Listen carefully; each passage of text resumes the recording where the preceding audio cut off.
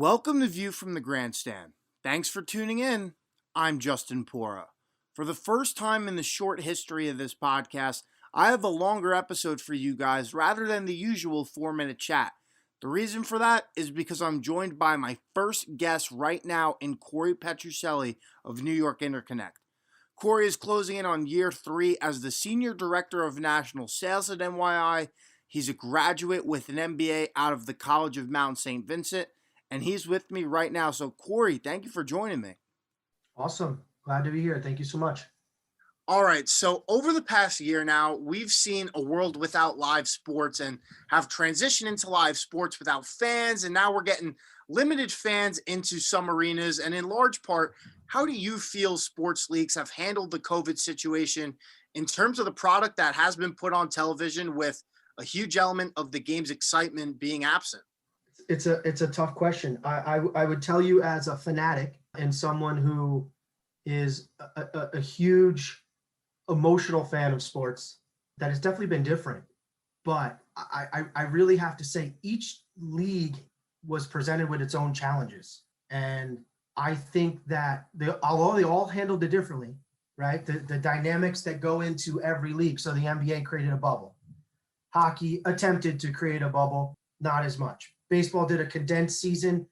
And what did they do? They created mini regional bubbles against teams within certain divisions, realigned the divisions. But I think the biggest undertaking we could say is the NFL season because of the size of the rosters, the fact that the games were still played at a rather normal schedule, meaning the travel across east to west.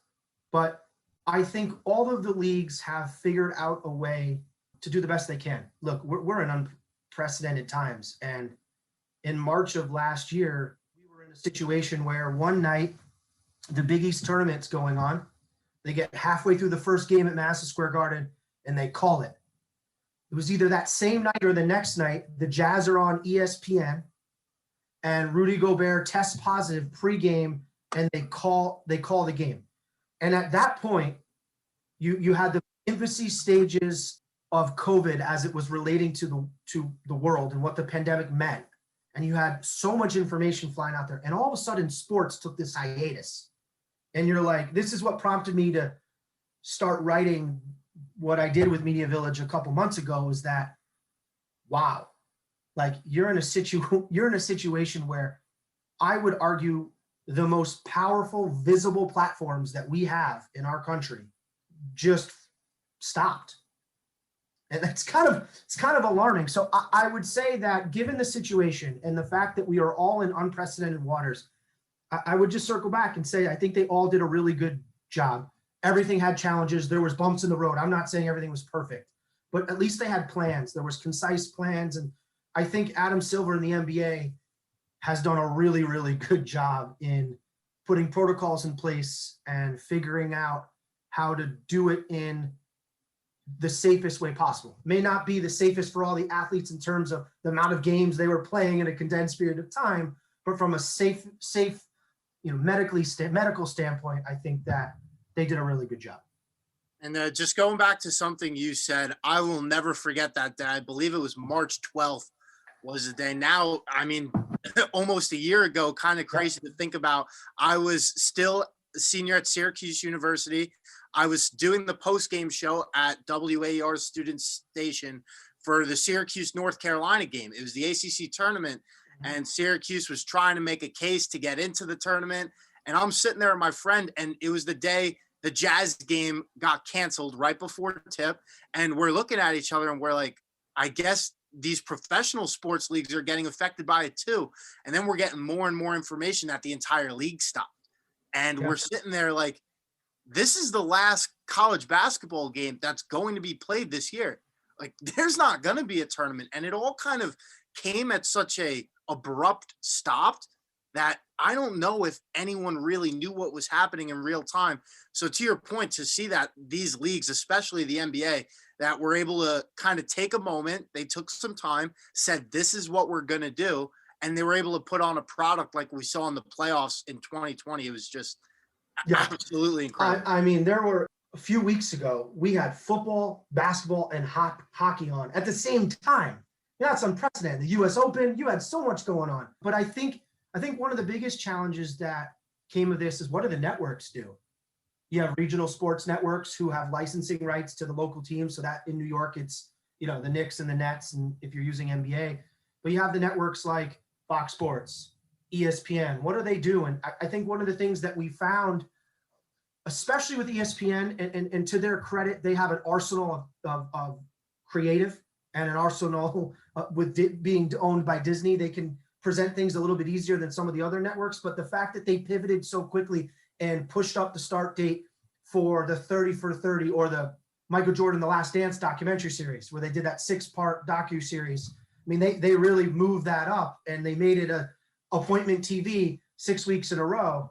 And essentially what we've learned is that, there's an appetite for all things sports, right? And if done the right way, whether it's live sports with fans, live sports without fans, or quality docu-series that are created about players for fans, there's an audience. I think that's one of the other things that you got to give a lot of credit to. You have networks that are reliant on live sports as one of their major revenue drivers, and they were forced to pivot as well, and pivot into the unknown. So you don't really know what to expect, but the audience was there. Ratings held strong in a lot of our key male networks, and I think overall both the leagues and the networks did a fantastic job pivoting, and like you said, regrouping and making a decision that made the most sense in a safe way. And you mentioned how, credit deserves to be given to these networks for putting on the live broadcast with all the challenges presented to them. They had to do a lot of different practices that, we've never seen in games before. We've seen virtual fans. We've seen play-by-play guys unable to actually be at games. Do you think that this is, in a way, kind of been a learning experience to see what these networks are going to be able to play with in the future, even as we return to normalcy? Do you think any of these practices that they were forced to implement are going to start becoming every day in these live broadcasts? Well, I'll tell you this. I don't want to make this a deeper conversation than it is, right? We're keeping it light. We're talking about sports. But I think our world has realized that there are ways we can do things differently across all facets of what we do, right? So whether that's at home, at work, in the sports world, in the television world. So yes, to answer your question, I think the fact that when the NBA was in the bubble, you're seeing virtual screens in the background powered by Microsoft Teams. And now you're seeing these, now in all the leagues, now they're no longer in the bubble. Using the NBA as an example, you're seeing the backdrop of the team logos in the stands. The fact that last night you were saying you were watching the Lakers get blown out. LeBron's complaining about a call. You can hear him. You can hear him complaining. You could hear them tuning down the volume as his frustration gets more ramped up. I was telling a colleague of mine, I think one of the things that I enjoy most, now, again, I'm a sports enthusiast, right? I enjoy it. When you watch a basketball game, and you're a kid and you're in high school and you're sitting right on the court, or you're playing in AAU, all you hear is the sneakers, right? The squeaking of the sneakers on the floor, the rubber hitting the polished hardwood floor, and then you hear the whistle of the ref. I mean, and that's what it's like watching a game on TV right now. You have announcers that have really no background, no background noise, nothing, and they're constantly pivoting. So I think that's pretty remarkable. I also think the fact that you have Mike Breen, who's sitting in New York doing a game that's happening in LA, and the fact that it just goes to their level of expertise and how polished some of these guys are, because that is not easy, doing a remote broadcast of a live sport with no delay. You're essentially calling it as it happens. What does that mean? Justin, honestly, we could see it be done differently. Like it proves to you don't need to be there. And it proves in a lot of industries that you don't need to be there to be effective. I do believe the camaraderie that is developed at the desk, like using Mike Breen and Jeff Van Gundy and that whole group, I think there's camaraderie when you're sitting next to each other. But I think all of the networks have handled it really, really well. And it shows you to the level of expertise and how much they value the product, right? Because it's when you're on TV and there's no crowd, and when LJ goes up for that 4-point play in the Garden, and makes his famous LJ with his arms, you're not going to have an erupting crowd, right? You don't pumping in crowd music, but I think they've all done a really good job. And I think that what we've found or we've learned on the media side is that, look, there is an appetite for sports. I know I said it a few minutes ago, but there is an emotion. And Justin, you were saying you and your dad could be a fan of a team, and if your dad's dad was a fan of the same team, I mean, those are things that are passed down from generation to generation. And I just think, sports create an environment where people can, have emotion, be free, enjoy something, kind of relax. It's a way to, to conversate with your friends. It's water cooler conversation. There's just so much value that sports brings to the landscape. Corey Petruccelli of New York Interconnect joining me on View from the Grandstand. You referenced earlier the article that you wrote in conjunction with Media Village, and one of the main components of that article was that this idea of cutting the cord that we keep hearing about, that streaming is taking over, that idea isn't necessarily true because of live sports. Everyone wants to be as updated as possible in real time. Now we're a year into this pandemic. We've seen live sports on television change in a completely different way. It just doesn't look the same as it used to.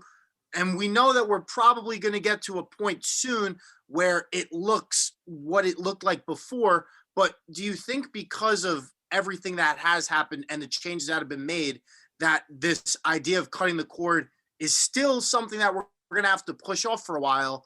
Or is it something that you think is coming quicker than we think? Great question, Justin. As I said back in August, I believe that live sports and live local sports specifically, because each market, sports are germane and unique to every market. And for the most part, you live somewhere, that's the team you want to represent. Unless you're a transplant, that's a different story. But for the most part, the lion's share of the people that live in that region, they're a fan of the Knicks or the Nets or the Yankees or the Mets. And so I would say this, and look, in my business, I've had the opportunity to be connected through cable, right? Through the set-top box and watch sports. I've also had the chance to use some of the streaming platforms through my cable subscription. So I can watch the NFL on NFL Network using my cable credentials. But I don't know, I'll ask you the question. Have you ever had a chance to watch the NFL on Twitter through an IP versus your set-top box? Not on Twitter. I think the NFL is different, right? Because the NFL, with the way every game is broadcasted, is on a national network, right? So you have the opportunity, like it's CBS, Fox, 1 through 4, right? Every game during the day on Sunday is on one of those two major networks. And, I'm lucky enough that I have NFL Red Zone, and that is the ultimate way to watch football on a Sunday. It bounces from game to game. Yeah. But, when it comes to something like basketball, I'm a huge NBA junkie. And I'm a Miami Heat fan. I live on Long Island. I can't get Miami Heat games every single day. There's less wiggle room for that. You have to find other means to be able to watch these games that, regular cable television doesn't provide. Yeah. So that's a situation where there needs to be some form of, rather than cutting the cord, you're potentially in that case, stacking, right? So you're going to go get the NBA League Pass so that you can watch out of market games, whether you do that through your set-top box and your cable provider, or whether you do that directly with the NBA. Those are your options. But to your original question, this past year changed the circumstances for a lot of people. So being sympathetic, there are certain things that are necessities and certain things that are wants. So I'm very sympathetic to the fact that everyone has to do what's right for them. And I've always said, I told you, I'm a sports enthusiast, right? You just said you were an NBA junkie. There's an emotion to sports. And for me, my kids go to bed. My kids are 4 and 3 years old. I put them to bed at night. My wife and I, share, can reconnect after a long day at work. And I turn on sports because it's like a release. I enjoy, although Anthony Davis didn't play last night, I enjoy watching Harden and Irving against basically LeBron, because it just was whatever. It was a bad game. Let's just put that one to the side. But still, hey, finals preview. That's on national TV. That's it. And TNT, had the game. And at the end of the day, to me, it's a release. So what I believe is that you are going to have people who ultimately say, I only watch a group of channels. So I'm going to go out and figure out another way. And so what has happened in the landscape, right? So yes, you have the AVOD competitors. that have come into the space. And then you have the cable companies who have really, because that cable company owns the pipeline to the house. So even if you're not subscribing to their cable service, you still need their pipeline to get your internet provider, right? What a lot of the cable companies have done is said, okay, I'm sympathetic to that. I understand that. Let's do a skinny bundle where you're, instead of getting a set-top box in your house, you're going to our MVPD. So let's use Comcast or Spectrum, for example. You're going to our Spectrum app on a various of platforms, whether that's on the Fire Stick, Apple TV, preloaded on the Samsung TV or the Vizio. You're authenticating with your credentials that you're purchasing, and now you're able to watch TV basically over IP, right, over the internet. So there is the maturation of how content's being consumed is changing dramatically, whether that's on a device, whether that's through a subscription. But I'll tell you this, again, I'm a fan. I've never watched, I have some friends who are in that category, and I've never watched a live event over the internet that I'm happy with. And that's just me. Again, nothing against it. It's just that I feel like there's a lag. I always feel like I was using the example to a friend the other day. You know, I get the touchdown on my phone before I watch it on TV, and I'm watching the game in real time. And I think that's the number one thing. Yeah, and that's something that a lot of people don't like. And again, things get drastically more expensive, right? Because where are the majority of dollars when you're going and you're doing an a la carte model? You just graduated college, Justin. So you're going, okay, I need internet. So I'm going, you live in Long Island. So I'm going to Optimum for my internet. I'm going Altice for my internet. Great. I need these channels. Boom, boom, boom, boom, boom. But I don't need them all. So I'm going to start piecing all this together. And then you very quickly realize that when you want layers of sports, it gets expensive when you're going all different vehicles. So again, there is certain situations for everyone. And I would say that we're in a time where people are defining what makes the most sense for them. I still believe cable is the strongest, and I believe it will continue to evolve because technology is evolving, and the cable companies are working on platforms that allow all of everything to be IP based, which is going to happen eventually. And I'm looking forward to the fact that the one thing I can tell you is no matter how they consume it, people need to consume it. If there's anything that is appointment TV still in America, it's the ability to watch sports. And I think especially now, there's a lot going on. I think sports, the fact that it's back and it's, although not everyone's in the stadium or the stands, there's a need for it. So people are going to figure out how to get it one way or the other. Corey Petruccelli, New York Interconnect, joining me. And let's go back to the product that they're putting on TV in this day and age. And I think the one sport that, to me, as an enthusiast, as a consumer, that has suffered the most with no fans has been college basketball. And I went to Syracuse University. It's just not the same, you know? The Dome with 35,000 people in it, there's nothing like it in any sports venue. I will take that to the grave with me, outside of maybe, the Big House in Michigan for Ohio State. That's really the only thing I could compare it to. And last year, we were all deprived of the March Madness NCAA basketball tournament. It's coming back this year. They're playing it at one location, and it's going to be, I think when you talk about cable television and what is accessible to everybody, there's nothing like the tournament because every single game is broadcasted on a channel that's given to you by your regular cable provider in that generic package. I still know what True TV is only because of the NCAA tournament. So how do you expect this March Madness experience in 2021 to look compared to 2019 every year before that, after having a year hiatus that I don't think anyone saw coming in the moment? Well, I would tell you this, Impractical Jokers on True TV is very happy that tournament. You're right about that. Very happy they negotiated the March Madness package to shed some light on that network. No, look, I'll start by saying, before we talk about what I think the March Madness means to 2021, it just goes to show you again, it's proof that the power of sports is gigantic. It has been, or had been for many years, a CBS only broadcast, right? So there was, the brackets would come out, there'd be a select number of games in each round that were on air, and that was it. And then there's this mega deal put in place, which allows, to your point, every single game, including the now first four play-in games, includes every single game to be broadcasted on 4 major networks. And then certain rounds flip-flop every year between CBS and Turner, right? So it's an agreement, but it shows you that the magnitude of that event, in my way, I would explain it as cable's kind of Super Bowl, right?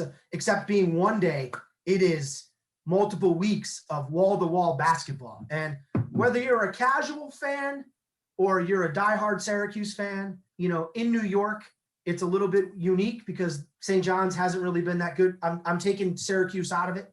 I grew up in Connecticut. I'm a diehard UConn fan, so I get it. We have some battles offline. We could talk about UConn, Syracuse, and some of those matchups. But to your point, it's must-watch TV. Now, how's it different this year? Well, not as many people are working in the office. So that boss button they have up on the online screen when you're watching on your computer at work, when you should be working, you don't have to click that boss button since you're going to be sitting at home. No, I'm just kidding. Look, again, March Madness was in that you referenced March 12th as the day where kind of the light came out from the professional sports world. And then there was like a week period there where the NCAA commissioner and the teams or in the leagues were trying to decide how are they going to move forward. And they said in the best interest of the students, which is the ultimate goal because they're not paid to play, they were going to cancel it. And again, that was another notch that the pandemic had become this, there was so much, the pandemic it still is and will for a very long time affect our world. But the fact that it came ripping through the sports world was in a way gut-wrenching, right? Because a lot of people, I remember watching, I go back to that night, watching that NBA game thinking, all right, I still got this.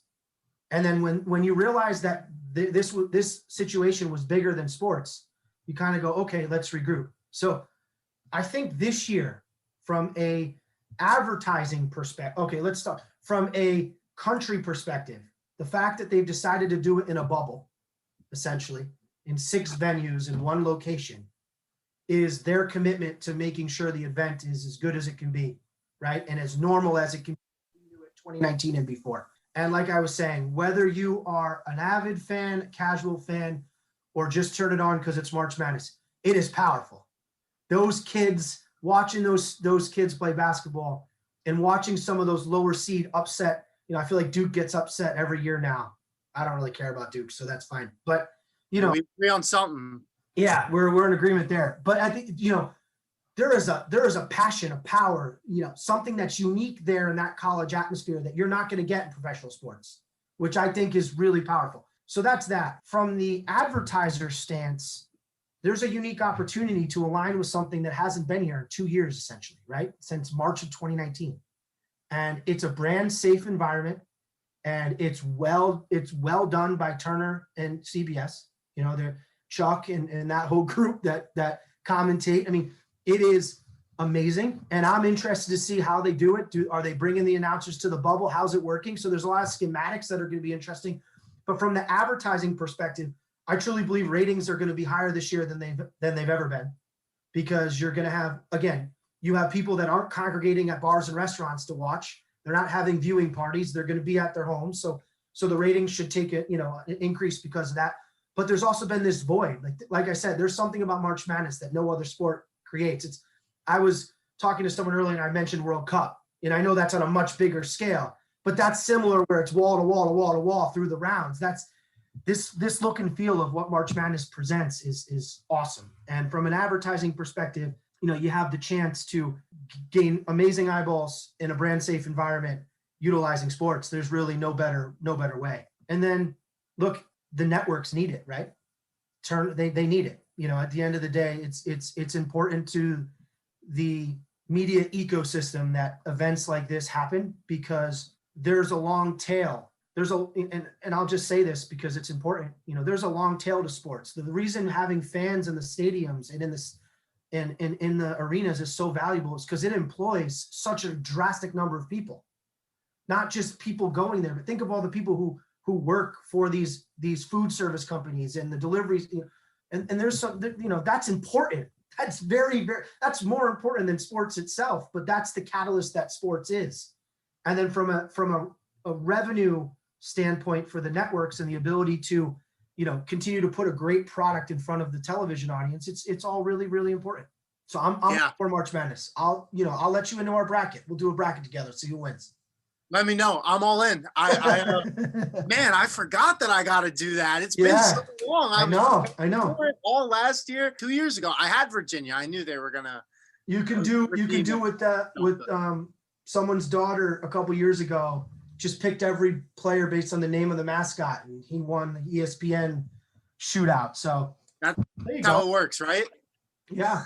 All right. So we bring up this date, March 12th, a couple of times now, and I can only really give my perspective in full fairness because I was a college senior and I went home for what I thought was spring break. Everyone kind of knew we weren't coming back, but we just never did. And for that week where we didn't really know what was going on, to me, it felt like the world completely stopped. But especially in the world of television, nothing really stops. You can't have dead air. There's always going to be a product that's on TV. So being in the industry as this was all going down, where did audiences and advertisers really go in this period where there were no sports? And how did they kind of come back from it once everything started getting back to a place where there is stuff on TV that we will watch? I think, great question. I mean, the simple answer is, with what was going on in our country, the news networks, whether that's regional news or national news, got a huge lift in ratings and in eyeballs because there was a conscious effort of, I need to know what's going on at all times. And when you look at your local news, and New York is such a strong media market that, the governor was speaking daily in the beginning, and the governor of Connecticut, New Jersey was doing the same. So there was a lot to be consumed.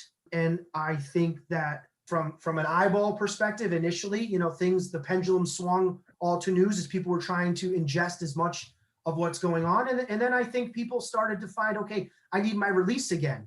And to the point that we brought up earlier, the Disney holding companies, the ESPNs of the world, they have a plethora of content which they can release to, Michael Jordan's Last Dance, things like that, the 30 for 30s, different types of docuseries. And then you have the other, like the Turner family of networks. What do?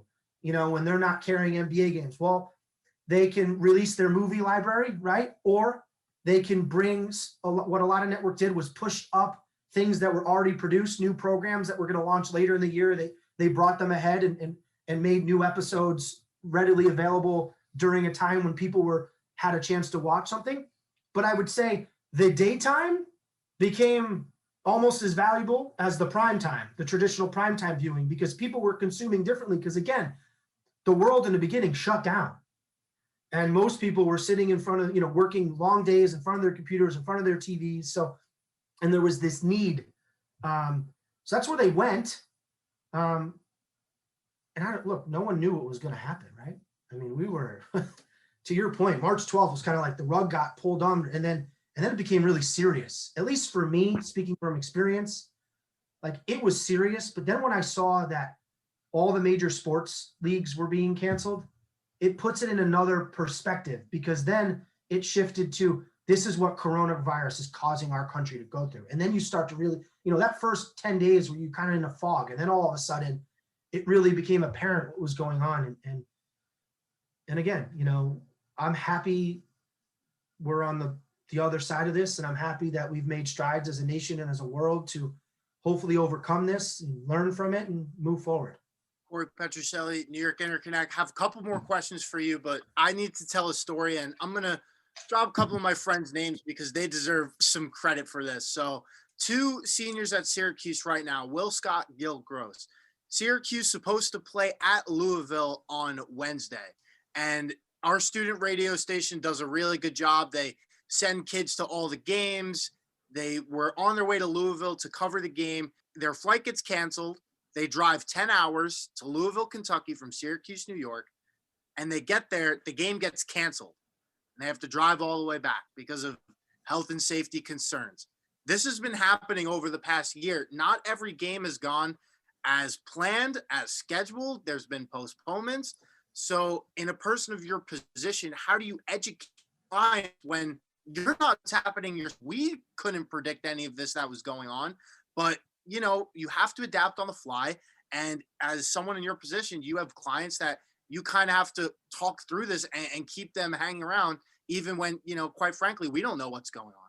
Well, I'm sorry that your friends had to make that trip, but I will tell you this, they will never forget that. And the bond that they got to share in that 20 hours of driving between there and back is something they're never going to forget. To shed light on, to be a little lighthearted, that was not the worst thing. But to your point, yes, I would say this. I would say that brands, advertisers, agencies, media outlets like the New York Interconnect, the most important thing that we brought to the table, NYI, to our clients is honesty. Like, it's okay to be honest. We don't know. Here's the plan. Here's what we're being told from, I'm going to use sports as the example. We know that this is the current schedule. This is what we have to go on. This can change at any time. And in a world where there are time restraints, right? So there's a game that's supposed to air tomorrow night. We set the logs for the next day, right? So all the advertisers get locked in place to air tomorrow. The game gets canceled at 3:00 tomorrow and it's supposed to start at 6:00. Well, there's a fundamental understanding between the agency, advertisers, and the media company that we need to do what's right for the client. So if that game gets postponed and moved, we make sure we move it with them. And we just be honest and open and work through it together. Because at the end of the day, the majority of advertisers are looking for, and I've said it a couple times with you, and they're looking for a brand safe environment that would allow them to reach their audience, their core audience.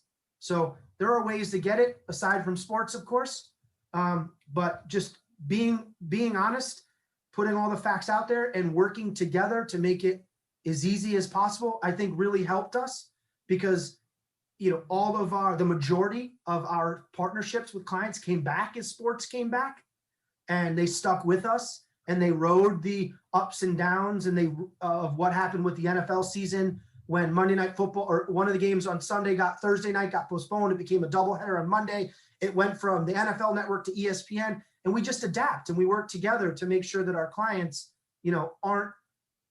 get the benefit of those games happening. And it's a collaborative effort. And, I can't tell you there was any science to it. It was just stay on top of the information, make sure everyone's aware, and adapt as needed. All right. So we've had a full year now, pretty much 11 months, we'll call it. Social distancing was a thing. We've seen cancellations. March Madness we talked about. The Olympics were supposed to happen. As of right now, no one really knows what's going on with that either. What do you think, kind of in a broad perspective, the pandemic showed us about the role that sports plays in all of our lives, as not only in individuals like you and I who are sports fans, but as a country who has been kind of clamoring for sports content now when we didn't have any? And at this point, it feels like we all have a different appreciation for it. And now that we have it, we can't get enough of it. I think we all have an appreciation for a lot more. As a father of 2 young children, right? As a husband, as an employee, you start to appreciate the things you took for granted, that you didn't really take for granted, that were always there. But, we went through a year, we're coming up on a full year of the most important thing was the health and safety of all of us, right? And I always use the analogy that, this pandemic, we're all in the same ocean. We're all on a different boat, but we're all in the same ocean, kind of dealing with it together. Everyone does it a little bit differently, but we did it together. So sports are in the media world, right? Now, going back to New York Interconnect, sports is a huge driver for advertisers. It's a huge driver for brands. It's where the majority of the money is spent for networks to acquire content. And it is what draws the largest eyeballs, right? The Super Bowl is going to get you 100 million eyeballs, every year, because it's appointment TV. So I think from that perspective, it goes to show where the pure power of sports from an economic standpoint. I was talking about, what do sports mean to the local communities? Who do they employ in each of these communities, from the food, from the arenas and what have you? But then on a bigger picture, and I said this back in August when I worked with Media Village on that article, is sports bring you hope. Sports bring you a chance to go to that water cooler with your buddy Will and text back and forth and have back and forth banter and share a moment with your dad when he might be in Florida. And you can share that moment because you're both watching the Yankees together. Sports gives you this wholesome feeling. For me, I took my son to his first Yankee game in 2019. He was 3 at the time. We didn't make it the whole game, but I have a picture of him leaning over one of the seats with a Judge shirt on and his hat, and he's staring like fascinated. And for me, that's what it's all about. It's about this, and everything going on. Sports came back and people followed because, again, it gives you a release. And don't get me wrong, I will end by saying I think sports has meant a real lot to our country, our world this year. And they've taken on the burden of staying safe and playing during a pandemic and a lot of other challenges that have gone on this year. And I think all of the leagues, to bring it back to one of your first questions, I think they all did it in their own way. Some better than others. Not everyone's always going to, say that this person did it right or that league did it right or what have you. But I just think that it was a collaborative effort. And I think that sports coming back and on the cusp of a full MLB season and potential have fans in the stands, and the New York governor just releasing that up to 10% can be in all of the arenas now for basketball and hockey. I mean, we're getting there. The light is at the end of the tunnel, and that's powerful. And I'm hopefully we can stay on this course, and we can have this conversation next year with a beer. Hey, I'm gonna call you out on that. I'm also gonna expect a bracket invitation from you too at some point, because it's been an absolute pleasure talking to you. You're a big sports fan like me, and that's what this is about. We want to get into the crooks and crannies of things. We love it, and being able to break it down from both sides of the aisle, the business side and the entertainment side. This has been a really good conversation. I thank you for being the first guest on View from the Grandstand. Well, hopefully I'm not the last, because bright future ahead of you, Justin. Don't stop that passion. That passion's awesome. And thank you for having me. And I hope I can come back on another time. Thank you so much. Absolutely. Thank you.